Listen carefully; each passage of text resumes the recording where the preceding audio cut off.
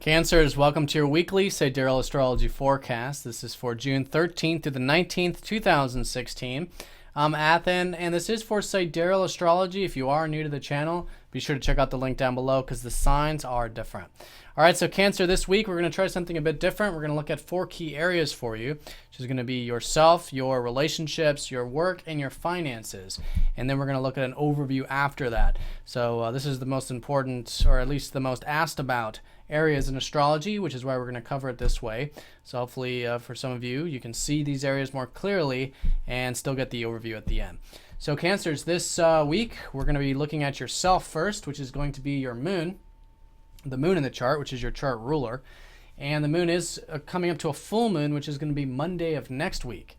So as the week unfolds, there is more of this energy. You guys following this lunar cycle feel this more increase of energy, increase of awareness, and I think that's going to be the case as you move towards the weekend.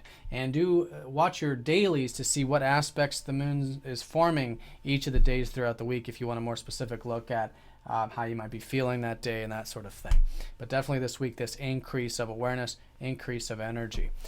Now, in terms of your relationships, this is going to be seen by Saturn, which is squaring up to Neptune this week for, it's actually for the second time. This has been going on since November. So there might be some uncertainty about relationships and some fog, some haze about it, maybe about intimacy, maybe codependency, shared resources for some of you. That's Neptune in your 8th. So it's good to have that acceptance, like I've been saying with this, really being present with this area, not projecting into the future. Although I think there's going to be some clarity about it because Neptune's going to go retrograde, and usually what happens is things don't get as muddled up. They're not as confusing as when like Neptune's direct, and it's a bit more of an internal type of listening. So I think it's not a clarity of a conscious or mental type, but an intuitive knowing. And I think that's about your relationships. And I think it's about romance for some of you because Mars is in your 5th house. You guys are all hopefully taking seriously your self-expression.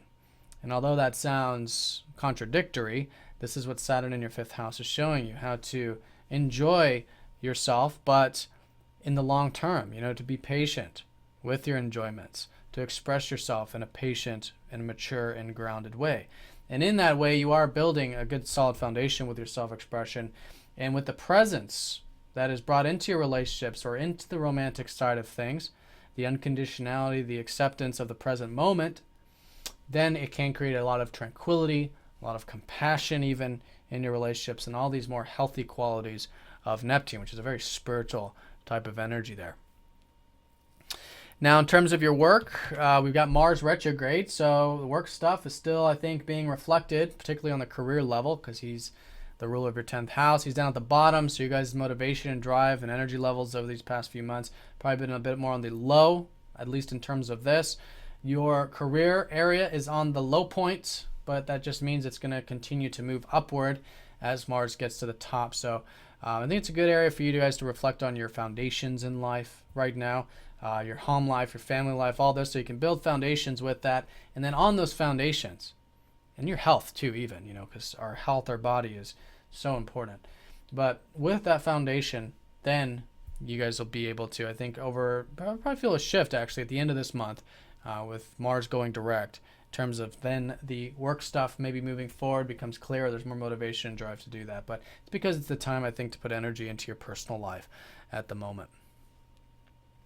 All right, so that's the work stuff. The financial stuff is Jupiter, which is not bad. You guys have Jupiter in your 2nd house. Should be opportunities this year to cultivate your finances, your material values. You guys are learning a lot about that.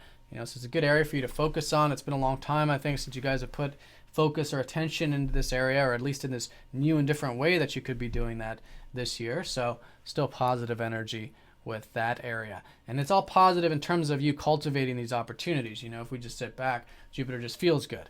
But we got to actually cultivate them, walk through those doors, etc. All right, so that's going to be the locations. Now, in terms of the aspects, let's go and see what we've got here. There's that Neptune going retrograde here on Monday. Venus is going to be squaring up to Chiron on Monday. So for you guys, when it does come to your personal life, that home and family, if there's any wounds around that. Maybe you guys are doing some healing with your health, could even be the case on Monday. So just being open to healing, whether it's psychologically or emotionally, I think is good on Monday. And that could be creating a rejuvenation for the rest of the week. Now the sun will be sextiling up to Uranus on Tuesday. The sun does rule your second house of finances, actually. So going back to the financial stuff, this could be maybe something new and different with that. Maybe enjoying things in a different way. Some of you maybe something out of nowhere, which could be good. Not major, but just an opening for that. Your personal chart is the most important thing. And a lot of things too, you know, this whole lunar cycle has been about your aspirations. And so this week, it's so good for you to continue to take your aspirations seriously, put action towards your aspirations, which is this Grand Cross, and challenge yourself here. And maybe for some of you, getting involved with groups or community, maybe with your friends. You know, such a good area for you to continue to develop. Then when it does come to the finances, on Wednesday there could be some insecurity, some doubts about it. That's okay. This is more of an internal process. Do the wounds, do the healing, and through that acceptance of those wounds, then healing takes place. There's that Saturn squaring up to Neptune Friday and Saturday. Then as we go into next week, like I said, there's going to be a full moon. And that full moon on Monday is going to be right on the cusp between your 6th house of work and also your 5th house of your self-expression. So both of these areas are getting an awareness at this time.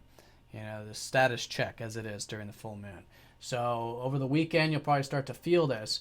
And I think it's great to continue to work on, continue to cultivate your routines, your regimens, your diet, whatever you do on a daily level with your work or just in your life in general. And because there's going to be a sort of shift with that. And then also with your self-expression, how you can still tap into the lighthearted, playful side of life, yet be grounded and mature at the same time. You know, and that's the Saturn in the 5th house. All right, so Cancers, have a great week. Thank you for watching, and I'll see you all next week.